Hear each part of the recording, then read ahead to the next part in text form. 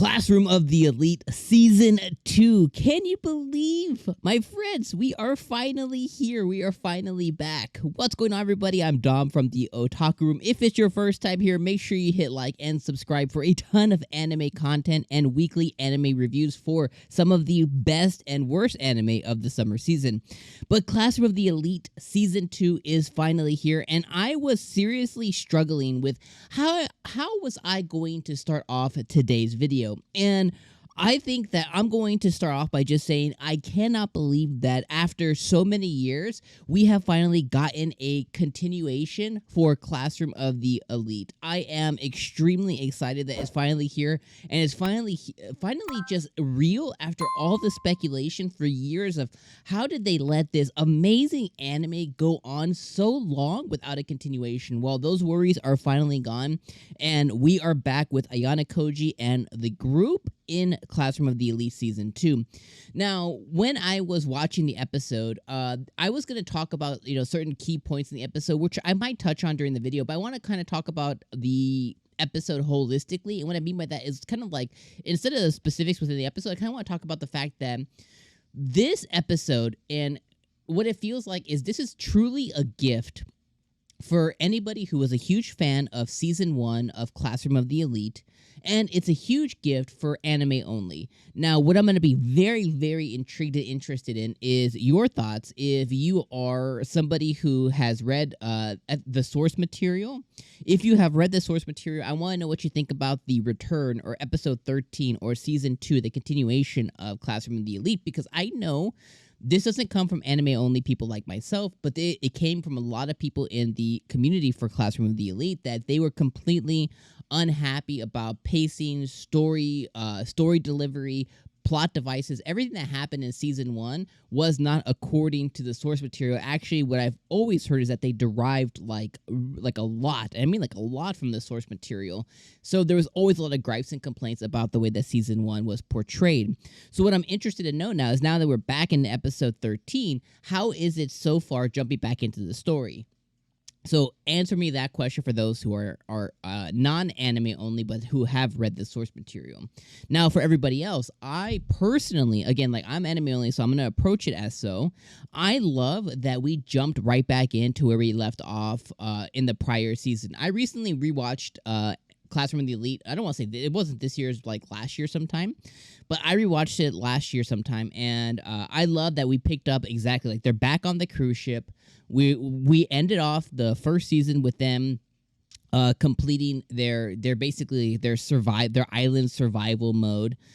We finished off with Ayanakoji passing off all of the heroics and the strategicness of it to Horikita, and we basically picked up from there, and now we're back in with this brand new special test that is going on. And we know from like last season and from the OP so far that I'm gonna mess up her name, but Karuizawa is gonna be a big part of this season, and it's already indicated as such because she is definitely externally and internally, she's a completely different person. Ayanakoji has picked up on some of her mannerisms, and he's picked up on that so far. So I'm interested to see on how he's going to manipulate her, because he did manipulate her last season as it was already. So I'm going to be interested to see on how he manipulates her again.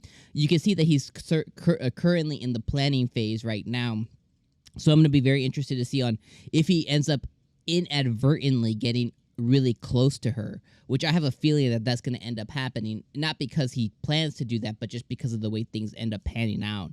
But I know that Karu is always going to be a big part of this season, which is going to be very interesting. But so far, this episode, again, picks up exactly where we left off last, I don't want to say last week, but last time that we were here with Classroom of the Elite. We have this special test going on that involves students from Class A through D. So each group is based on a planet in the solar system, whether it's Mars, Venus, Jupiter, whatever. Ayanakoji and his group got assigned Mars. They have 4 people from Class D, 4 people from Class C, and then 3 and 3 from B and A. One of the girls from Class, I think 𝐒𝐡𝐚𝐧𝐧𝐞𝐥, I think it is her name, but one of the girls from Class B has kind of taken the moderator role to try and figure it out, and Class A has completely abstained from being involved in their deliveries. Essentially, the big test is that in each of these groups, there may be 1 or 2 VIPs, and the goal is to kind of out the VIPs and then work with them to complete the test so that the group wins versus just one individual or one person, which is the VIP or VIPs.